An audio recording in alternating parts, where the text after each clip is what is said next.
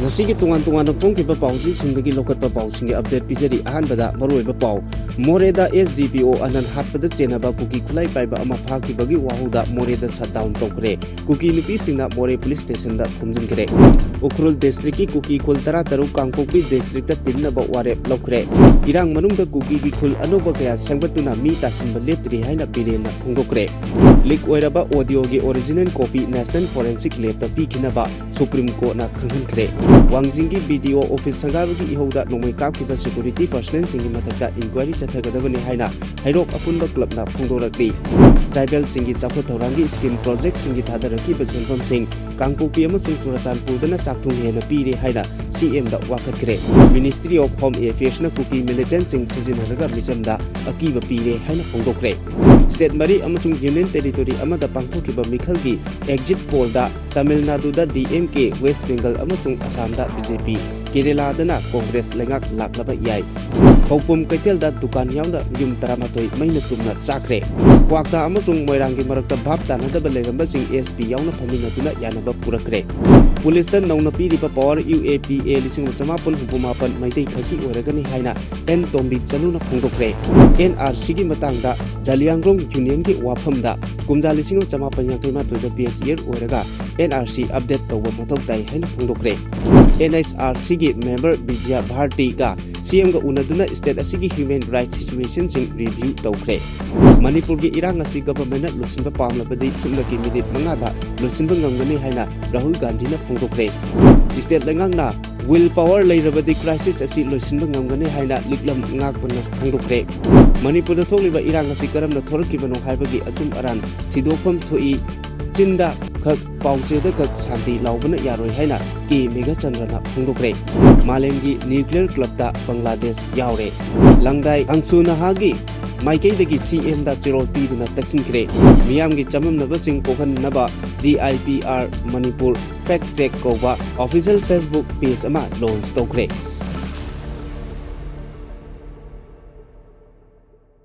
Adomna hojik yengberiba channel asi Kanglei Pauthang YouTube channel ni channel asida iramdam amadi mapallamgi maru oiba pausingi update taba amadi yengba phangbigani channel asina pau upload tawrakpa matamda adomgi device ta notification uba phangbinaba amadi channel asibu pungning thogatbiba oina sungsoi soidana subscribe tawbiduna bell icon nambiu haijabagal loinana Hojik pausing amuk sandona pijari village volunteer force ni haijaba kuki khulai paiba ama security force na phajin khibagi wahauda kuki singna Moreda total shutdown tokre loinana masing yamlaba kuki nupi sing thoraktuna More police station mamangda thomjilaktuna phajin khiba kuki gi mioi adu condition amata yaudana thadokadabani haina khongjang changsinkhre phajin khiba kuki khulai paiba adu thadokadabani haiduna Technopal district ki headquarters tasu kuki miyam thoraktuna national highway Imphal More lambi thingduna khongjang changsinki loinana National Highway da lakpa security force singi gari singsu thingduna check tawkhi nakal amaromdana press na phangba pau amagi matung inna ngarang ayuk phajin khiba mioi adu More ward number 7 dagi manung channa leiba Kenan Veng village dagi ni hairi mahak khul adugi village chief oiramba mioi nisu hairi ngarang ayuk khudeng thabi AR post dagi phajin khibani Phajin khiba kuki gi mioi adu matam kharagi mamangda Moreda ambush tawduna hatkiba SDPO anan hatbada chenaba kuki militant oiramba yai hairi NIA na phaba oiramgani su thajarari adubu chapchana hojik karamba security na pharibano haiba khangba ngamdari amaromdana kuki nupi singna More police station da thomjinba yauna AR gari sing thattuna check tawbagi khongjang chathabada security gi maikei dagi irang adu laksinaba tear gas amadi mok bomna singba kapkhibagi mami amata takhide hairi kuki nupi sing aduna More police station gi gate ta thomjinduna leiraba phawbada mob adubu tan khainaba security force gi maikei dagi thabak amata lakhutpagi mami takhide Ukhrul district ki Kuki Chief Association ki makhada leiriba Kuki village tarataru ki chief singna haukiba April 13 da Molnam Songphai da jathakiba attack amasung madugi matung tarakbadana Yaulen Chipu Mangkot Chipu Lamlai Singphai Molnam amasung Songphel da April 19 da jathakiba attack sing adu aganba mongda condemn tawi haina Kuki Chief Association Ukhrul na thadorokpa chirol amana hairi chirol asina makhata na hai haukiba tha ahumrom asigi matam asida Jalenbung Sangkai amasung Mangkot Chipu na chingba Kuki khulsing asida ngaihak leitana tangkhul militant singna nongmai kapsin bagi thodok kaya chathaduna lakli handak tasu ikui kuitana tang kunga mapan gi ayuk pung nipal makai taba matamda khwaidagi anoba mongda attack chatharakli khulsing asida matam sangla administration fail oirakpana essential service sing maru oina cheng amadi LPG na chingba phangba ngamdre government document na chingba mathok taba fundamental rights sing mapung phana phangba ngamdre asigumba thong kaya asina maram oiraga April 13 Kuki Chief Association Okrugi makada leiriba Kuki khul 13 chief singi oiba mifam ama pangthokre loinana mifam aduna WCK CSO singi charter of demand sing adu mapung phana sogotpaga loinana Okrugi hariba Kuki village sing asi Kangpokbi district ta khudaktagi tinnaba demand tawkhre Kumda lisingani kulumdoi me ahumdagi Manipur da thorakliba irang asigi manungda Myanmar ga tainaba Chandel gi border da Kuki singna makoi gi khul anoba masing thingamdana semgwatuna mi tasilakba leptri haibasi kumda lisingani kunmari da loba satellite mapping da ifong phongna uba phangli haina hanagi chief minister Nongthombam Birena nungnangba phongtorakli XCMN Birena Facebook post da thadorakba warol amada aikhoi masel amana amabu chingthanari ngeida aikhoi gi lam lawkhiba tare aikhoi masel chingthanaba leplasi kumja lisingani kunmari da loba satellite map anigi picture utladuna XCM Birena hai Manipur da thokliba irang manung asida Kuki singna Myanmar ga tainaba Chandel gi mafam singda anongba khul kaya semgatuna mi tasilakpagi thabak leptana satharakli oirakliba phibam asida aikhoi yelong mising punna lingjel manana thingnaba honasi natrabadi aikhoi manglagani satellite map ni semjin sajinba natte khul anoba semlibasi government natraga kananano lona yaba mira natrabara thidokpa tangai fade hainasu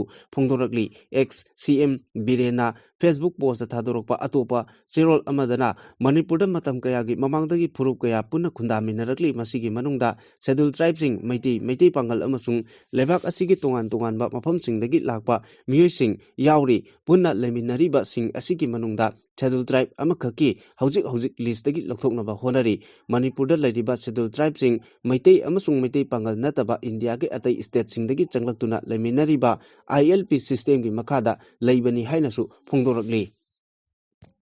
Hanagi Manipur gi Chief Minister Oiramba Nongthombam Birel gi khonje ni haina claim tawriba leak oiraba audio aduga first general copy National Forensic Lab ta pikinaba Supreme Court na petitioner da khanghankhre Supreme Court ki Justice Sanjay Kumar na luchingba bench amada leak oiriba audio adugi matangda chatharakpa case ki makhata na hearing chathakibaga loinana leak oiraba audio tape adugi first general copy adu National Forensic Laboratory da thaduna voice adu XCM Biren gira natrabara haibadu test tawhanaba petitioner oiriba Kuki Organization for Human Rights ta Apex Court asina direction pikre Justice Sanjay Kumar na leak oiraba audio adugi matangda laboratory kaya da thaduna test tawbagi report sing phangle adubu khonjel adu XCM Biren gi asengbara amadi sengdabara haiba chapchana amata khangba ngamdre copy amadagi namthokpa copy amagi copy ama amu laboratory singda thaduna test tawba asina hena evidence sing mangnabagi masak oirakle maram asina audio asigi first general copy adu petitioner gi maikaidagi puthoraktuna national laboratory da thaduna test tawhanaba direction pikhibani petitioner gi maikaida lepliba advocate Prasan Bhushan gi maikaidagi audio tape adu first general copy adu gi matangda yengsilage haina ayaba pibaga loinana original copy asi hojik phawba kusinadana leiri maramdi original asi puthokpa tarabadi leak asi kanana ohelakono haiba misak adu khangadaba maram adunani haiba wafam court thamki Haukiba April 18 da Wangjingi BDO office sangaba numita haukiba miyamgi ihauda security force na kaplakpa nongmai maruna panbadagi Rajmeti city da laikana duna leiriba Hairok Bazar Elangbam leiraktagi Elangbam Nandabirgi lahengbada mating oinanaba haiduna Hairok miyamgi mihut sinduna Hairok apunba club amadi Hairok apunba Mairapaibina mating pangkhre loinana thaudok aduda chenariba security personnel singi mathakta inquiry chathaduna Dandi pigedabani haina akanba mongda demand torakli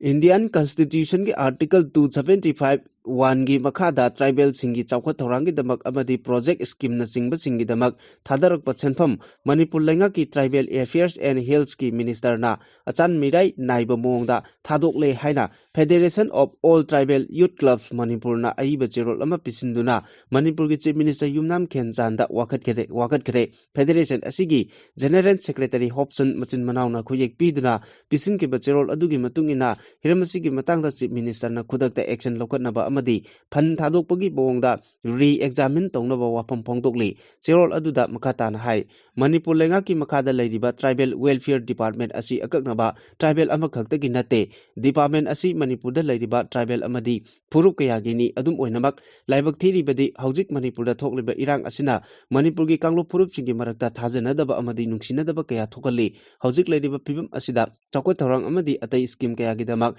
thadarak senpham sing manaba mongda pibagi mahuta Kangpokpi amadi Churachandpur district ki oina piduna leiri masina maram oiraga Kangluk masel gi marakta yasinaba purakpagi mahuta achakpa maida thau hejinba oina thokalle fan thadorakpada Achan Mirai nai haibagi mongda palladuna cherol ajun hai Tribal singi damak thadarakiba multi-purpose hall masing tara Kangpokpi district mathanda da allot tauki livelihood scheme gi damak Churachandpur da household chani kunithoi Kangpokpida household chahum maripu Senapati gi oina household chama tara nipal Ukhru gi oina maripu Tamenglong gi oina maripu Kamjong Chandel Tengnopal amadi None gi oina nipu aduga Pherjol gi oina sumdaki kunni hari scheme amadi fan pithabada chang naidriba asina Tribal Affairs and Health Minister na Achan Mirai naire haiba asi mayek sengna takpaga loinana tribal singna mathaki wafam Mahaki thabak tawbagi bong asi yaba ngamloi haraduna unconstitutional oi hainasu phongdorakli State Mari amasung Union Territory amada pangthokiba State Assembly ki mikhal gi phan me mari da lauthoklagani mikhal gi phal lauthoktrige gi mamangda tongan ba media housing na chathakiba exit poll da West Bengal da party amana lengak semba ngambagi phibam ude hairi Tamil Nadu da DMK na lusingba lengak ama leiraba yai hairi Kerala dana Congress na lusingba United Democratic Front ki lengak leiragani Assam dana ahumrak suba BJP gi lengak leikigani amasung Pondicherry da NDA gi lengak leiragani hairi PMARQ gi report matung inna apunba assembly seat chani mariputara mari leiba West Bengal da Trinamool Congress na apunba seat masing chama tara nipal digi chama kuntra nipal phawba phanglaba yai BJP gi oina seat chama yankhai digi chama ga humbudra manga phawba phanglaba yai matrix amasung report matung innadi Trinamool Congress ki apunba seat chama kunmanga dagi chama nifu phawba phangbaga loinana BJP gi seat chama nifu taruk dagi chama humpumatui phawba phanglaba yai JVC gi report adi Trinamool Congress ki apunba seat chama kuntra mathoi dagi chama yankhai nitoi phawba oiraba yai BJP gi na seat chama kuntra nipal dagi chama ga yankhai mapal phawba phanglaba yai Chankia report adi Trinamool Congress na seat chama kuntra dagi chama nifu phawba phangbaga loinana BJP gi oina seat chama yankhai dagi chama humpu phawba phanglaba yai People's ki report tadi Trinamool Congress na seat chama humudra tare tagi chama ga marfu taret phawba BJP gi na seat mariputra manga dagi chama tara phawba phanglaba yai haina panari Ngarang numidang pung 12 rom tabada None district ki Khopum police station na konba Khopum Kaithel da thau yonba dukan yauna yum 13 maina tumna chakre mafam adugi miyamna mai chakpa adu kananaba fire extinguisher na jingba sizinaduna kanna honaki mai chakpa aduda mafam adugi police amadi Assam Rifles nasu mateng pangbadagi hena paksana sandorakadabadagi kanba ngamore hari paw adu hek phangbaga None fire sub station ki kangbu amasu mafam aduda sangsinaba honabada lambi gi khudong chadabana maram oiralaga thengthan yoksinki fire brigade ki kangbu adu nongalamdai pung 3 rom tabada yoksilaktuna mai chakpa adu mapung phana mutatpa ngamki thodok adu matam karapna haurakibano haiba chapchana khangba ngamdrabasu electric circuit tagi oiramba yai hairi mai chakpagi thodok adu asok apangi paudi leite Kwagda amadi Moirangi gi marakta bhaptana da baleramba khudimak Bishnupur district ki SP wa yauna Kwagda gi CSO amadi Moirangi CSO singa phaminaduna yanaba purakre hiramasiga mari lainana Kwagda da pangthokiba pawgi mifam amada AMMPEA AK IVON Anjuman Kwakta gi Chief Advisor Aribam Jiaudinna Phongdokhibada April gi tang 3 amasung 8 ki lonabada trong lawbida pikliba angang ani phamungda tumduna leiringaida thokhiba laibak thiba thodok amasung madugi matung tarakpa thodok adubu yaningdaba uttuna CRPF kem tamna sangsinkhiba miyamgi ihogda CRPF na nongmai kapsorokpadagi miyoi ahum laikidaba thodok adugi matung tarakpada miyamgi ihog amana maram oiraga tidim lambi thingba amasung economic blockade tawbana Kwakta amasung akoibada leiba khul kayagi chana thakraba polamsing pusinnaba khonabada leiriba issue singi matangda Moirangi CSO singa wari chanaraba matungda Kwakta gi CSO mangana miyeng changduna pochai sing pusinba hauki adubu April 13 ta Kwakta tamna purakiba polam khara Moirang lamkhaida mei thakiba adudagi April 13 ta Kwakta gi miyamgi oiba mifam ama pangthoktuna hairoidaba wafam kaya haikibadu laibak thibani Thamoida adugumba nungsinadranaba amata leiba nate makha tanasu apunba Manipur aba oinaba honabada Kwakta gi miyamna lepkani haiki India lengaki mamita khulai paiduna maiteida landarakliba kuki sing udabana maram oiraga police da nauna piriba power unlawful activities prevention act UAPA 1958 ki Thong asi maitai khaki oiragani haina khundrakpam local council CPI gi executive member amadi CPI state councillor and Tombi Chanuna pongdorakli wafam asi kaibi salamda leiba imoinu kaithel pangthokiba khundrakpam local council CPI gi yangkhaimatoi suba conference ki thoramda mari lenana pongdokibani thoramadu CPI state executive RK Manishna Larenjam Chumatibala lamyanba irabat ki matung ilamba veteran communist ningthau khongjam Moirang Ningthau CPI Khundrakpam Local Council gi in charge Thiam Megachandra Singhu Singsu Saruk Yaduna Pangthoki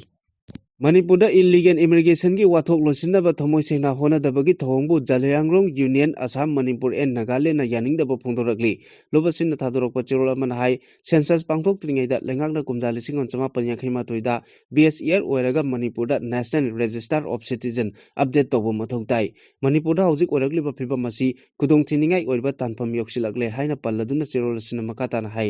thingbi ningai leitaba mongda illegal immigrant sing sangsilakpana state asida demographic imbalance ama ohelakpaga loinana political right land ownership cultural identity amasung tungi mirol da chauna singnarakle constitution gi article 355 ki matungina union government ama state da mitopna landarakpa thingbaga loinana lebak manungi oiba wathok losinhanabagi honapam toi illegal immigration gi matangda mathok taba thabak thoramsing paikatpa ngamdribasi lengakna Constitution ngakna chatre haina lopam thui Kangpokpi Churachandpur Chandel Ternopal amasung Ferjol na singba district singda oiragliba phiba masi nungnangba pokningai oire haina paladuna cherolasin makata na hai mausa ga manadaba mongda ikhangkhanglodana khungang masing engalakpa loinana mitopki masingsu angakpa phangna hengalakpa thengnare atenba matamni manungda masing thingamdraba khungang kaya lairakpa thengnariba asigi matangda lengakna mathok taba tabak thoramsing lokhatpam thui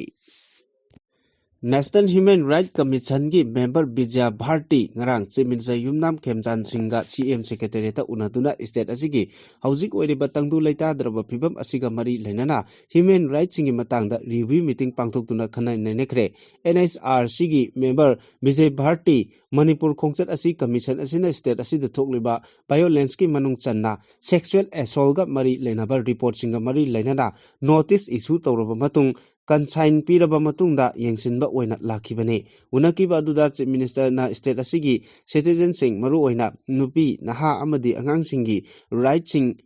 protection taunaba government asina honaduna lakli haina phongdokhi chief minister Yumnam Khemchan Singh na hiramasiga mari lenana social media amada thagalakpa post amada ngarang CM Secretariat NHRC gi member Vijaya Bharti ga unakiba aduda maru oina state asigi human situation sing khangan kibaga loinana state government na human rights sing protection taunaba paikhatliba thabak sing khangan ki irang asida violence ki thodok kaya thoki aduga government asina makata na thoktanaba khongthang kaya logatuna miyamda dignity justice amasung security pinaba khonatuna lakli haiba wafamsu phongdokhi Manipur Toliba Chahi Ahum Paraklaba ethnic violence asigi amata ngairaba solution de community anigi marakta unaduna wari sanabadana solution purakpa ngamgani hairaduna Congress ki lujingba amasung Lok Sabha ki opposition leader Rahul Gandhi na miyamna pawniba santi hanjilakpa asi state asina thawai yaurabadi numit mangani da hanjilakpa ngamgani haina phongdokre wafam asi Garki College amasung Delhi University ki mahiroi nupi singa interaction tongnaba matamda Rahul Gandhi na phongdokibani mahana makata na hai karigumba government of India na Manipur da santi purak hange khallabadi minute manga da purak hanba ngamgani aduga karigumba United Progressive Alliance na power pairamlabadi Manipur da thokliba irang asi pung amagi manungda loisillamgani haiki Manipur da santi hanjillake hairabadi yetnariba kanglup anigi marakta samjinnanaba thong semba mathau tai UPA haibasi India gi leriba center lab political party sing pullaga sembani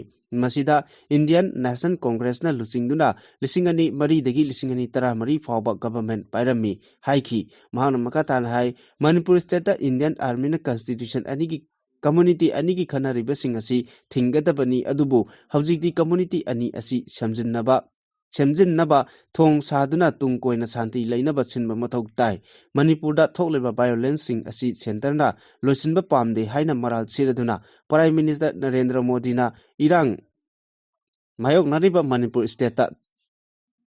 Chattana Lady Hainasu Pongdoki, Mana Pongdopada, Karigumba UPA na power pairamlabadi, Manipur Irangasi Pung Amagi Manungda Loisinduna, Laikidraba Singi Imung Manung Singa, Maguigi Nungsi Jaraba Masamasu Sing Ngak Senba, Ngamhalam Gadabani, Haiki, Region Asida Santi Hanjelakna Pagidamak, Larik Laisu Hairaba, Nahasing Amadi, Civil Society Singna Kaibung Tana Lariba, Community Ani Asigi, Samjinnapam, Tiduna, Santi Amasung Tangdu Laitaba Purakna Bahona Gadabani Haina, Suggestion Taukibaga Loinana. Kanglup anigi nabak Larik Laisu hairaba nahasingna workshop sing organize tawduna santi puraknaba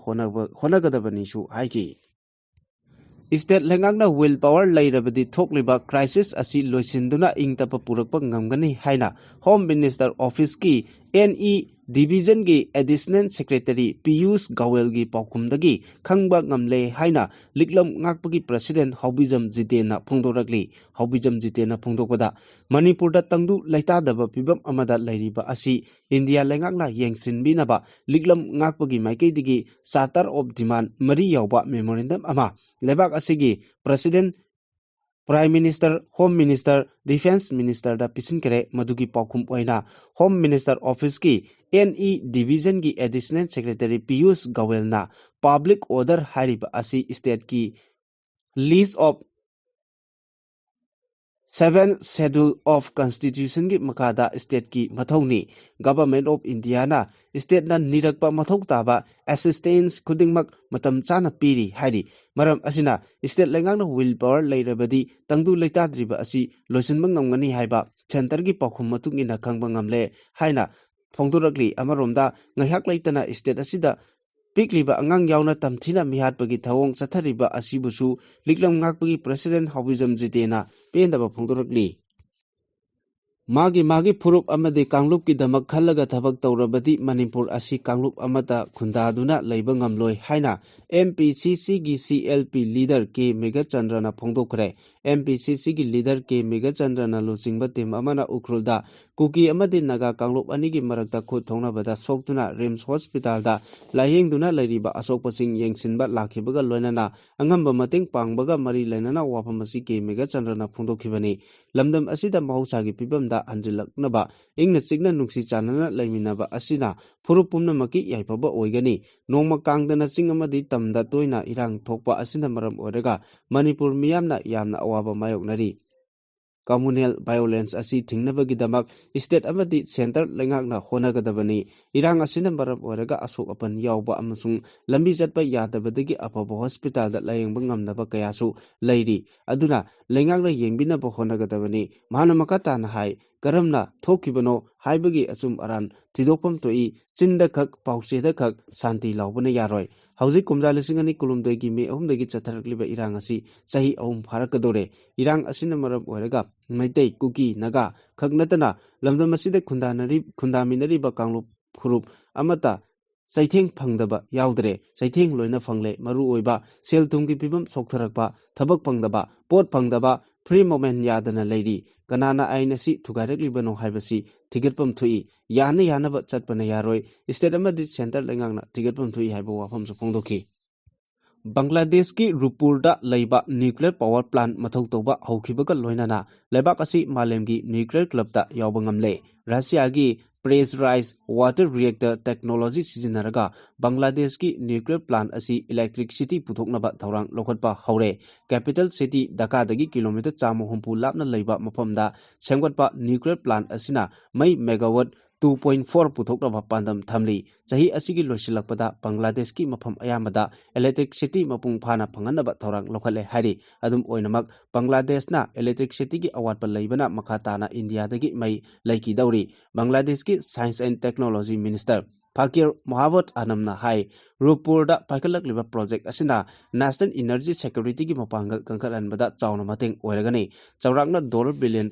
rom changna paikaliba project asigi achangba senpham chada mariputara rom Russia na mateng panglakpani ahanba tangkaki oina electricity puthoknaba thorang lokotlabasu kumja lisingani kuntaret phawbada nuclear plant asi mapung phana mathau toba ngamkhiroi haina report asina su phongdokli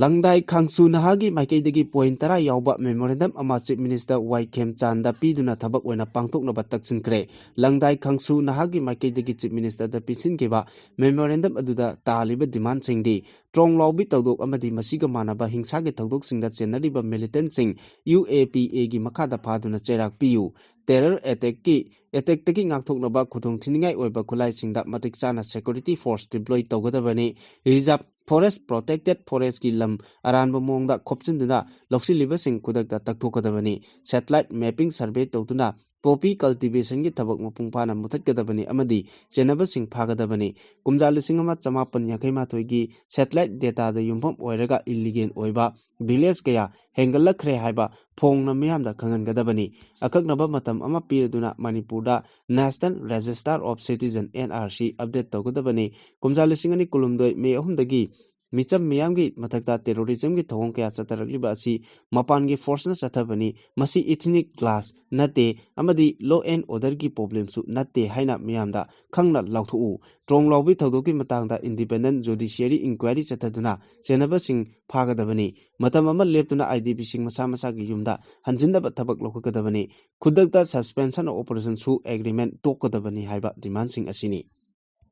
Matam-matamgi oina iramdam asida thokliba thodok wathoksingda miyamda chamamnaba leibasing kokannabagi pandamda DIPR Manipur Fact Check koba official Facebook page ama launch tawkhre Niti Aiyapad chuthekta leiba DIPR gi auditorium da Facebook page launch tawbaga mari lainana DIPR scheme singi matangda pangthokiba awareness program aduga mari lainana Information and Public Relations ki secretary Wungyo Warsung ISA amadi DIPR gi director Dr. TH Sarjit MCS na chief guest amadi president oina saruk yaki thorom aduga mari lanana chief guest ki warol piraduna Hungyo Warsungna hai matam gi chakolakpagi matung inna hojikti ayamba thabaksing AI sisinaduna thabak kaya ama pangthokli masina maram oiraga miyamda hena chamamnaba situation amabu hena chawthok hanabagi machak ama ohele handak tasu nongna thokliba irang asiga mari lainana internet thinglagani haibagi matangda viral oiraktuna miyamda chamamnaba ama pokhanki adubu kupna tigaluba matamdadi madu asengba oiramde asigumba chamamnaba kaya asibu kokhannaba page asi launch tawbani asengba achumba khudingmak page asigi kuthangda miyamna su khangbiba yagani maramaduna miyamna su aware oibiduna issue amabu hena chawthokannaba honaroidabani haiki nakal amaromdana thodok aduga mari lainana DIPR gi director Dr. TH Charjit na hai ngasi launch tawriba Facebook page asi maru oina Manipur thokpa issue singda miyamna chamamnaba pokliba asi kokhannabagi damak page asi hangdokpani page asigi kuthangda asengba chumba khangba ngamlagani matamgi honglakpagi matungina AI da loina sijinare amadi AI gi matangda Lengaki document phau yauna semdorokpadagi phibam amada lagle haukiba nongma nini gi matangda su internet thingbagi cherol ama ꯊꯣꯔꯛꯄ ꯑꯗꯨꯗ ꯂꯩꯉꯥꯛꯀꯤ department of ꯑꯣꯐꯤꯁꯤꯌꯦꯜꯁꯤꯡꯗꯁꯨ ꯆꯤꯡꯅꯕ ꯑꯗꯨꯃꯛ ꯐꯥꯎꯍꯜꯂꯤ꯫ Social ꯃꯤꯗꯤꯌꯥꯗ viral ꯆꯠꯂꯛꯄ ꯃꯇꯝꯗ ꯆꯦꯔꯣꯜ ꯑꯗꯨ ꯆꯨꯝꯕꯔꯥ ꯆꯨꯝꯗꯕꯔꯥ ꯍꯥꯏꯕꯒꯤ ꯆꯃꯝꯅꯕ ꯀꯣꯛꯅꯕ ꯄꯕ꯭ꯂꯤꯛꯀꯤ ꯆꯃꯝꯅꯕ ꯄꯨꯝꯅꯃꯛ ꯀꯣꯛꯅꯕ ꯍꯥꯡꯗꯣꯛꯄ ꯄꯦꯖꯅꯤ ꯍꯥꯏꯅꯁꯨ ꯐꯣꯡꯗꯣꯛꯈꯤ꯫